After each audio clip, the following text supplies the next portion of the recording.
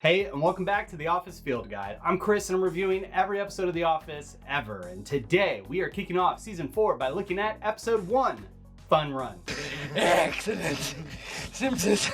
Mostly due to the writer's strike screwing stuff up, Season 4 was cut almost in half. And because of that, there's a lot of hour-long episodes in this season.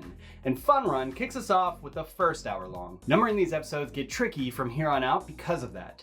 Technically, this is the 54th and 55th episode of The Office, but I'm just gonna stick with calling it episode 1 of season 4. Even though Fun Run definitely feels like it's a conjoined part 1 and part 2, but whatever, we'll get to that later. So Fun Run was written by Greg Daniels and directed by Greg Daniels. Fine. I'll do it myself. It first aired on September 27, 2007, after a solid 4-month hiatus from the job. So that's a lot of time wondering what happened after this moment. Then it's a date. Fun Run attracted a staggering 9.7 million viewers upon its first airing. That's quite a jump from the 7.9 who watched the finale. And lastly, this episode has an 8.8 out of 10 on IMDb. Okay, so your Fun Run trivia is, what is Creed's supposed age in this episode? But is any of this real? All right, now I always do an Easter egg for these episodes. It used to be Prison Mike or Floating Andy, but now it's season 4, so we're gonna do something season 4-esque. So keep an eye out for that. With that, let's limber up. I understand nothing. Okay, so let's talk real quick about how this premiere picks up the story, and it does so using the genius idea of having a delusional Michael Scott bring us up to speed. I'll not gush over this cold opening too much now, but there's just so much to love. Michael's smile here is contagious no matter what mood you're in. But in this opening sequence, you see that Michael and Jan did officially move in together, and things are not going so well, much to Michael's denial, but we'll get into that later. As he's driving into the office, we're caught up to speed that Ryan settled into his corporate job, and while Michael is reeling that things are going really good, reality is there to wake him up. I'll talk about this more later, so hold tight, but this is one of those sequences I wish we had more behind the scenes footage of. And thinking about behind the scenes, I read that this interaction between Fisher and Kinsey was so difficult to get through that Daniels actually wrapped this scene and moved on to something else. And that leads to one of my favorite non-dinner party related bloopers in season 4. The vet is doing an autopsy. It's $600. Wow, that's a lot. It is a lot. Well, do you have any advice or not? Which, you heard that right. It's that much money for a cat autopsy. I'm not sure where one goes for that sort of thing. Maybe a vet, I guess.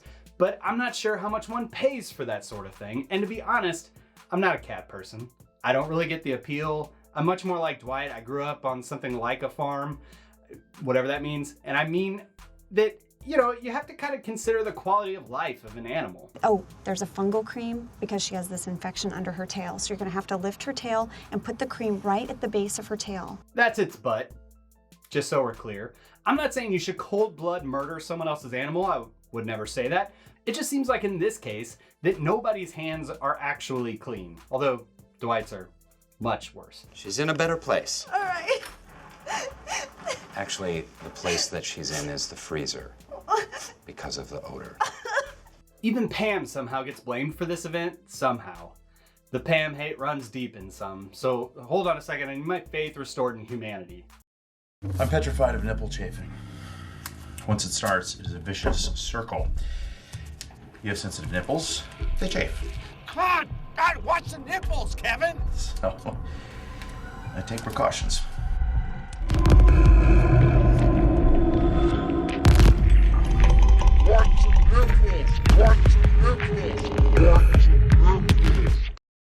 Okay, just for a second. I need to know what writer suggested this in the writer's room. Like, who's the guy in the writer's room that said, guys, do you know what this show doesn't have enough of? Bloody nipples. I mean, it's memorable, so I'll give them that.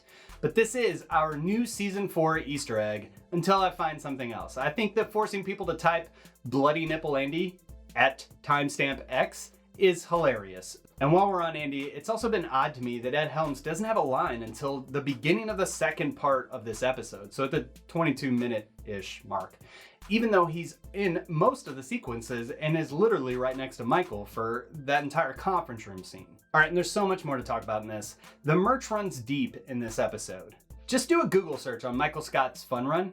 Oh, hey, look, that's my video. Yeah, if you didn't already know this, I already reviewed season 4. Depending on when you're watching this, those videos still may exist, if you're curious how far I've come along in making these videos. Anyway, Google this and you'll get inundated with Etsy and Amazon products sporting this design. Some are cool and some not so much. Michael's ability to get these printed and distributed in what is maybe the next day is something that should be praised, and something that should have been accounted for in the budget. But there actually is some fun in the costume design during the race in this episode. Everyone's character is pretty in tune. Dwight's wearing a self-made, probably spray-painted Schrute Farm shirt. Angel is wearing a Prinkles shirt. Again, in universe, she had to go to a printer and give them a digital photo of her dead cat to wear as a... Oscar, Phyllis, Toby, Jim, and Pam are all on board, but Stanley is wearing as close to Florida Stanley garb as we get for a while. Creed looks like he just dumped a body somewhere. Bob Vance is sporting a Vance refrigeration shirt. Daryl's in the shade talking with the stripper, and Kevin clearly didn't think he'd be forced into running today. It's stupid, Michael, and I'm not gonna do it. All right, anyway, back to Fun Run design. I have to say that there's a lot of good designs out there.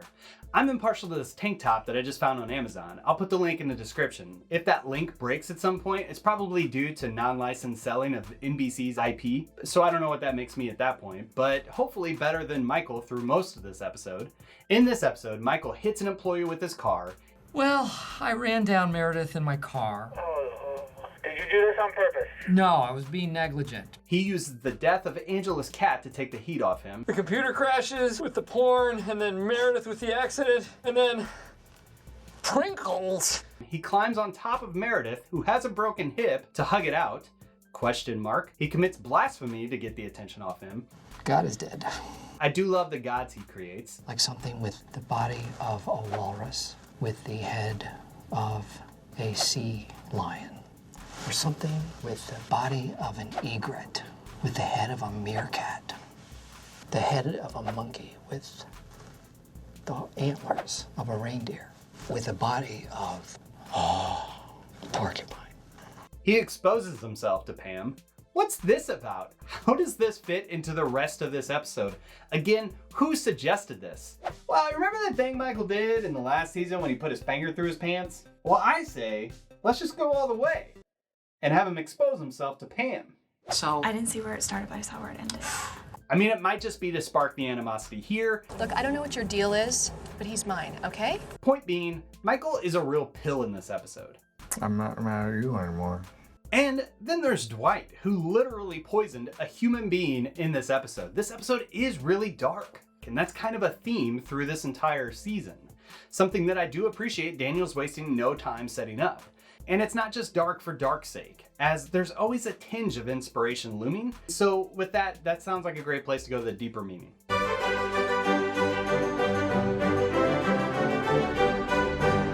What does a bean mean? Someone please explain it to Cap. You know the Fun Run episode? The one about the simple 5K? The one that's very dark, involving death, blasphemy, and the bleak shell of a man that Michael's become? Yep, that one. This episode is about denial, so stick with me. While season 1 is a grab bag of episodes, season 2 mostly follows Jim as a protagonist. Season 3 follows mostly Pam's perspective. Now season 4, it's Michael's season. The Jim Pam arc is present, cute, and a source of most of this season's hope and light. Michael's now been fully deconstructed over the last several seasons. He's finally in a long-term relationship, albeit one that's maybe quasi-abusive and strange, with a woman who can't really stand him, and that feeling might go both ways. It's complicated with Jan. He's been denied the corporate job, and with it, dashed any of the short-term hope of advancing in this company.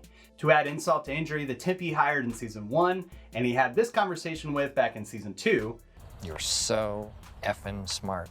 You should be teaching me. is now his direct boss. Meanwhile, Michael is dead set that everything is just fine. My protege Ryan is a corporate. Good stuff. And he's just catching us up. He hasn't even hit somebody with his car yet. Michael's under some sort of psychological duress. And then when you add this potentially traumatic event on top of that, he's set reeling. But in this case, he's convinced that he can do something about this situation to control it. I'm not superstitious, but I am a little stitious. He tries to suggest planting a memorial tree, then making nice. He tries to justify it with a curse, then with a god, then tries to find the silver lining. When a simple look at himself and the situation he's created would have honestly sufficed. Sometimes in life, we're a Meredith, which is weird to say, but life, the universe, a higher power, whatever it is you believe in, throws a Sebring your way. You didn't do anything to deserve that, it just happened. But sometimes we're to blame for the shambles our lives have become.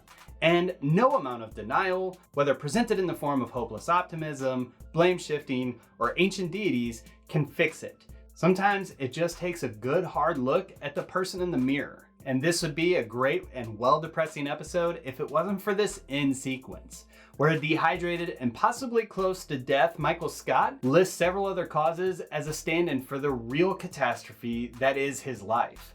The moment of revelation isn't anything that Jim or Pam say. It's in the admission that this whole thing was his fault. I'm the one who started this whole thing off by hitting Meredith with my car. And I owe it to her to finish his GD 5K. It's at that moment he realizes that he got himself into this mess and he can get himself out. And as he does, his friends are behind and in front of him to celebrate him along the way. So the message here is that even if problems in your life seem out of control and huge, focus on the goal, keep on trucking, and don't lose hope. While I eventually puked my guts out, I never puked my heart out. And I'm very, very proud of that. Or I don't know, maybe this whole episode exists as a PSA for us not to kill our secret lovers' cats. That's why I get paid the big bucks. But with that, let's dish out some Dundies. And then I gotta get him to the Dundies. The move over Jackie Chan, she does her own stunts. Dundee goes to Kate Flannery. I read that Flannery was originally worried that her character was being killed off, which would make for even darker of an episode.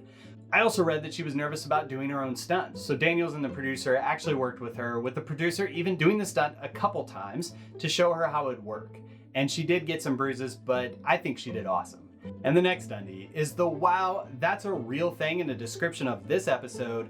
Dundee goes to Netflix. Allow me to read the passage that I, in the year 2020 in America, still have access to and recorded for the annals of history. A freak accident spurs Michael to organize an employee charity run. Pretty simple so far. Jim and Pam go public with their love. That's not true, the doc crew does find out, but it's this sentence. Dwight destroys Angela's personal property. What? I mean, he killed her cat. I don't know. It's something about that just rubs me wrong. We can hash out the legality of animal ownership in the comments, but moving on, let's rate this one. This is the worst. All right, the cold opening, 5 out of 5. This is the stuff that The Office cold openings are made of. I've gotten a little slack in the past about favoring just Jim, Dwight intros, and they aren't even in this one. I'm a fan of well thought out comedic performances with great writing, quickly paced, and an ending that leaves your mouth. As for the episode itself, I'll start with the negative. You know how sometimes you and your friends are goofing around and you find something hilarious, then you go to tell someone about it later and they're just looking at you, then you say something like, You had to be there! Oh, okay, geography joke. This conference room scene in this episode is that joke. And I guarantee you that if I were in that room, I have no idea how I could keep a straight face. Steve Carell's laboring the point with such despair and intensity. But I wasn't cool enough to be back in that room in 2007. Who knows now? And the problem is that that sequence goes on for quite a while. In an episode full of great bits, great one-liners, this section just comes to a halt. And then that idea of 2 different episodes just kind of shoved together with that break with Jim and Pam being figured out, it just feels like it doesn't fit together when you take a really good hour-long episode like The Job that did not feel like the pacing had any sort of weirdness. It was one story that has a linear arc. This episode feels like two things that are just shoved together. Why did you have to phrase it like that? But in this episode, the good far outweighs the bad. I didn't get into Jim and Pam, Kevin's investigation. Are you kidding me? The random appearance of the IT guy. And honestly, there are so many good one-liners in this that I didn't even touch. So sue me. No, don't sue me. That's the opposite of the point that I am trying to make. Looking at this episode overall, I can't help but give this one a 5 out of 5. A great episode for the 9.7 million people to have viewed it the night it aired. But that's just what I think about this episode. What are your thoughts? Leave them in the comments. I'd love to hear what you have to say. I've got a ton planned for season 4's rewatch, including more edits, hopefully a couple more interviews, and maybe a music video contest. I don't know, we'll see. Stick around. Watch these episodes in advance to get to these episodes early for the trivia and the Easter egg mini contest. And this channel is partly supported by Patreon, so check that out if you want. Thanks for watching, and we'll see you next time.